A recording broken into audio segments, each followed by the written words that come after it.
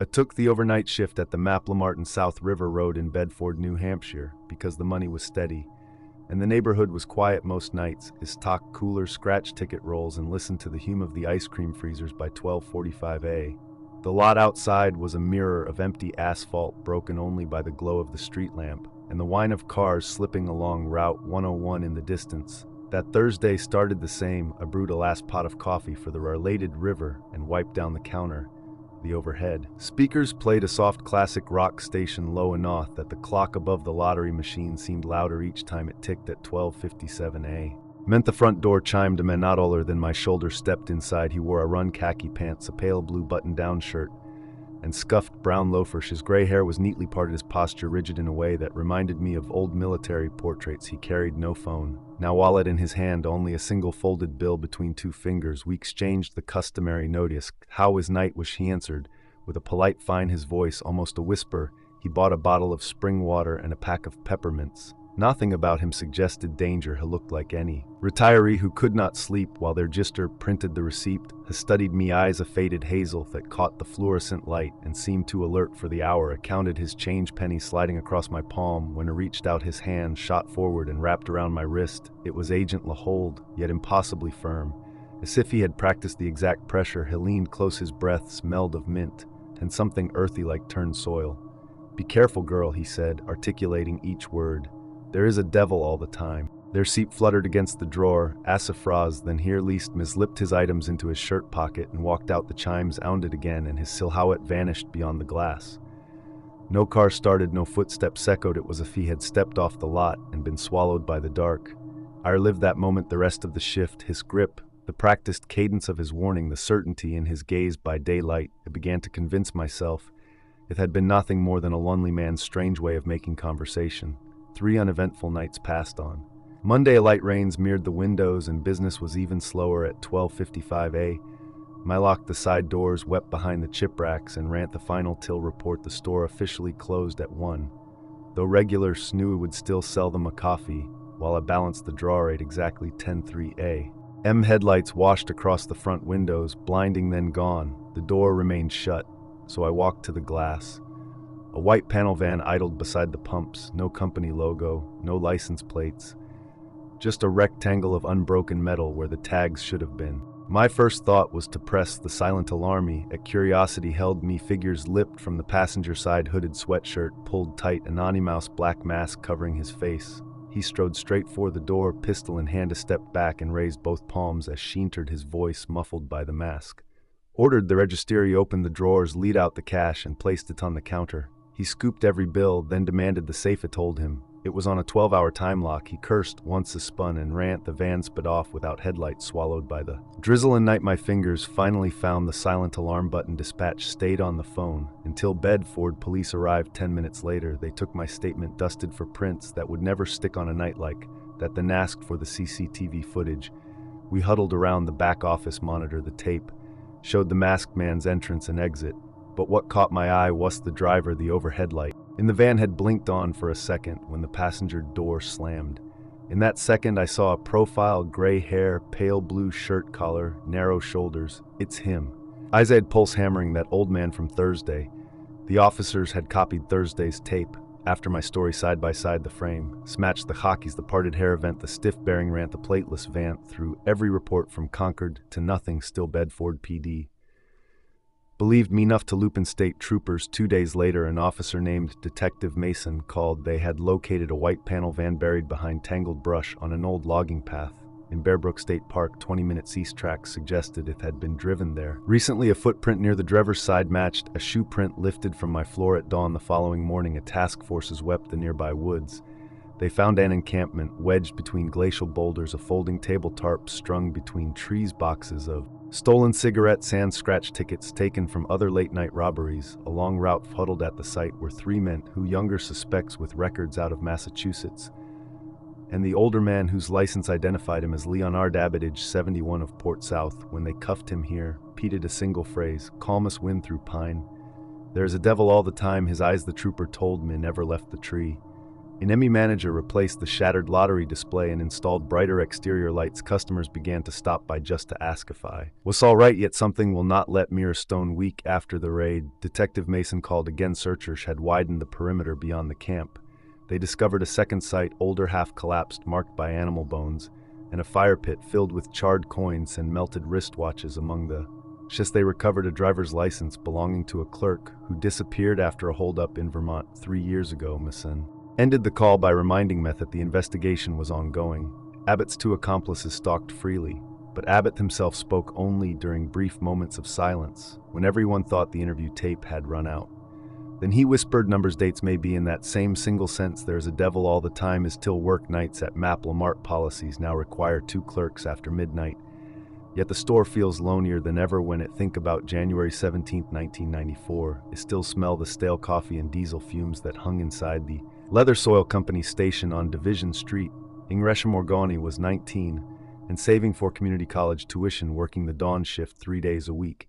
That Monday wasn't my shift. Had traded with Virginia Endicott so could take an afternoon math exam. Ever played that swap in my head 1,000 times. I woke a little after 6 to the squawk of our cordless phone. My manager Harry never called it home. His voice sounded flat, like all the air had leaked out of him. He told me 3 employees had been hurt and asked me to come down to help secure the storefronts.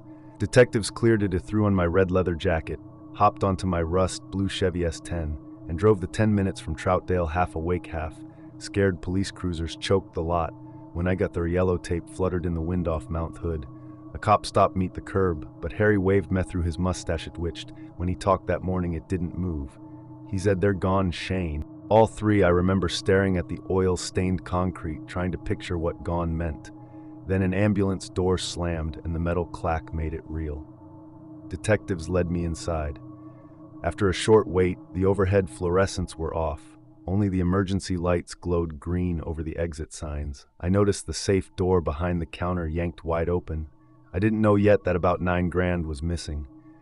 The register drawers sat gutted, like open mouths. My boots squeaked on the linoleum as they guided me past the coolers and into the storage room. The smell hit first, gunpowder mixed with motor oil. Virginia Endicott, 57, her daughter-in-law, Mary Beth Carey, 25, and Roselle Faye Jertz, 51, lay side by side on the cement, face down, arms tucked under the may. As if they'd been told to get on the floor. Each had a single black hole in the back of the head. Someone had executed them in less than a minute and walked out without smudging a single footprint. I stumbled outside and threw up behind the propane. Cage. The cold January air bit my lungs, like seeing Virginia's broad smile from the Friday before, when she'd shown me pictures of her grandkids. Now the pictures would outlive her. News van sparked by 9 reporters said the killings were the worst in Gresham's history.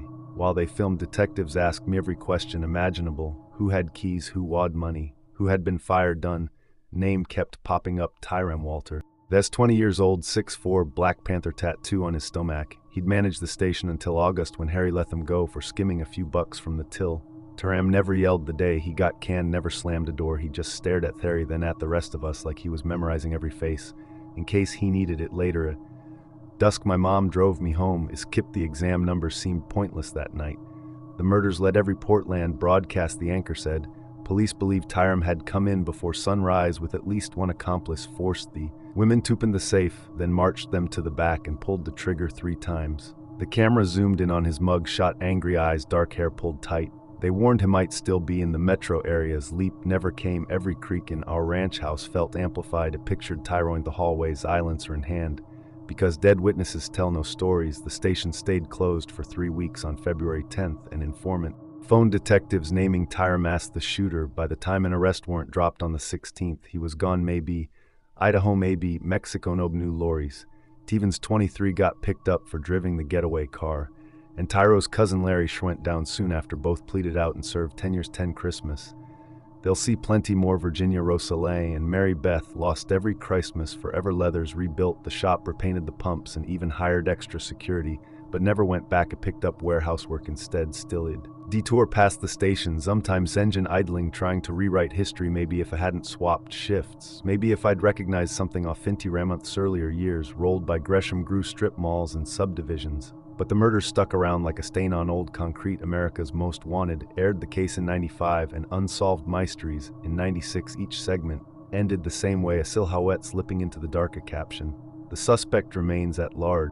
Last summer, after 3 decades, attended a candlelight vigil outside the station. A cold drizzle drummed on the canopies. The victims' families placed photos on a folding table. Virginia in a floral Easter dress, Rosalie holding a 4th of July sparkler, Mary Beth rocking her newborn son. The pastor asked if anyone who had worked with the women wanted to speak a step forward before my legs could protest. It told the small crowd how Virginia once replaced my entire starter motor during her lunch break because she was tired of hearing that truck cough, how Rosalie brought cinnamon rolls every Monday, and how Mary Beth planned to finish nursing school. My voice trembled, but the words felt lighter as they left my chest. When the vigil ended, they lingered by the edge of the lot. The sodium lights washed the pavement. In Delember, a tall man stood alone. Near Pump 3, hood pulled, low hands in pockets, something about his posture straight back. Head slightly tilted, ditched at my memory. Hanatist mean turned away, showing nothing but his profile, a glimpse peeking from under his jacket, right where'd be a cat-shaped outline. My stomach dropped the same way. At outside that storage room, a flash of fear-rooted meth, and then a bus groaned by, blocking my view for a moment. When it passed, the man was gone. Maybe it was just some random guy with a cougar tattoo, or maybe the past had come wandering back, curious how his handiwork had aged. Didn't chase him. I got in my truck and drove home, hands white. Knuckled on the wheel on the freeway. I kept checking the mirror, expecting headlights to surge up behind me. None did. But he also never shook the feeling that someone's a 2 steps outside the circle of my headlights, keeping pace. Is still follow-up dates. The F. Bibbleton, 40, Royce, older than most of the new agents shunting him. They say he could be living under another name, flipping burgers, filing taxes, maybe event teaching little league people. Think fugitives grow beards and hide in the woods more of 10. They blend into crowds. So it was early April 2004 when he got hired for the 3rd shift at the Speedway, 1 Elm Street. Manchester, New Hampshire needed the money, and working overnight seemed simple enough. Stock shelves, mop floors, maybe help a few late-night stragglers coming home from bars. My first night alone on shift was a Tuesday, usually dead quiet around 2:45 a.m. Me drew out of things to do inside, so I grabbed a trash bag and went outside to tiddy up around the pumps.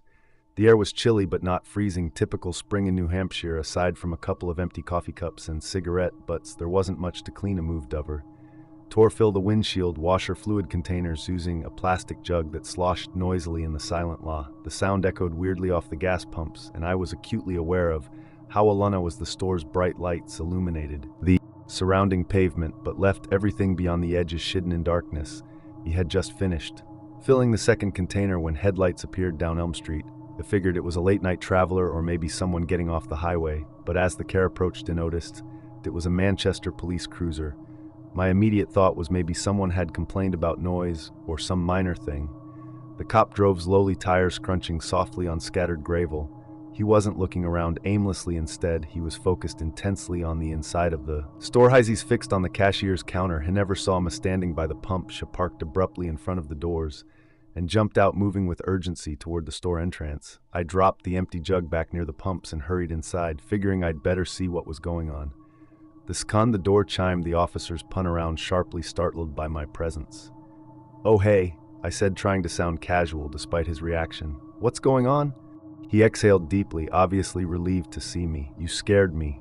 Head admitted, glancing around again. "Listen, the Dunkin' Donuts over on Hanover Street just got robbed about 20 minutes ago." I raised my eyebrows, suddenly feeling vulnerable. Hanover Street was just 2 blocks away. "We think the guy's still close," he continued, his voice is serious but calm. "The thing is, doesn't match our usual profiles. Didn't even take much cash. Looks more like he's just after a thrill, hurting people." Is wallowed hard, nodding slowly. "Okay, thanks for letting me know." I glanced around the store one more time, making sure it was empty. "Just be careful, keep an eye out, and call us right away if something seems off." "Okay," I told him he would, and he left. The cruiser pulled out of the lot, leaving Mest standing there, feeling suddenly exposed. To lock the front doors behind him, something I was technically not supposed to do, but didn't care if my boss complained. I'd explain later. I spent the next 50 minutes pacing around the store, glancing nervously at the clock and trying to ignore the paranoia creeping into my thoughts. Every movement, every shadow felt suspicious. It was 15 man. Normally by now a few early commuters might trickle in at night. The streets remained eerily empty around 3:30. Headlights pierced through the store windows again.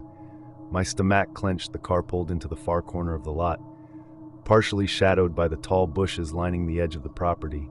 It wasn't a police car, and it didn't look like a regular customer. Either an old beat-up sedan engine idling quietly, nobody got out for several minutes. It just sat there. Me thoughts raced, recalling the officer's warning about someone dangerous lingering nearby. Waste this him was you waiting for. Matown locked the door, hoping I'd come outside after what felt like forever. It picked up the store phone, holding it tightly. I debated calling the cops, but decided to watch a little longer. Finally, the driver's door opened and a man stepped out. His face was partially hidden by a hoodie, and he walked quickly toward the gas pumps, moving oddly, head down. Healing near the pump he'd been standing a tirelier, examining something on the ground. I squinted, trying to see clearly through the glass. He bent down and picked something up. The empty windshield fluid jug. It dropped. He stared at a moment, then looked up sharply, right toward me. Even at that distance, it felt like he was looking directly into my eyes. My pulse hammered in my ears. My hand gripped the phone receiver tightly, thumb hovering over the numbers. But before I could dial, it dropped the jug and turned abruptly back to his car, climbed in quickly and drove away. No headlights, tires scrunching softly, disappeared into the night. His dude froze, unsure of what had just witnessed or how to process it. They hadn't stolen anything or ventried the doors, yet everything about his presence felt wrong, like he was making some kind of point by picking up the jug, be showing me he'd seen exactly where I'd been standing earlier. A patrol car cruised past about 15 minutes later, slower than usual, clearly looking for something. They didn't stop and didn't bother calling them. Now what could a strange guy picked up a plastic jug and stared at me? It sounded ridiculous even in my head. By the time morning came, my relief arrived to take over the shift. I joked about me looking exhausted, aloft weakly, not mentioning anything from last night. But a couple of days later, while watching the local news before my shift, a headline grabbed my attention: police still searching for suspect in Hanover Street shooting. They showed grainy surveillance footage. The man had a hoodie pulled up over his head. He had the same unusual posture, that same fast-paced walk he'd seen outside the store, and that's when something clicked. The police officer that night told me the guy wasn't after money, he just liked hurting people. But what the news mentioned briefly made it worse. The victim at Dunkin' Donuts had survived. The man didn't steal anything substantial. Instead, he had carefully taken the victim's employee ID badge. Just that and nothing else. The news anchor speculated it might be Eatriffy. My mind flashed back to the windshield fluid jug. What if that had been another potential trophy, something meaningless, buddied to me personally? Proof he'd been watching me silently, marking the moment was shared in that deserted parking lot.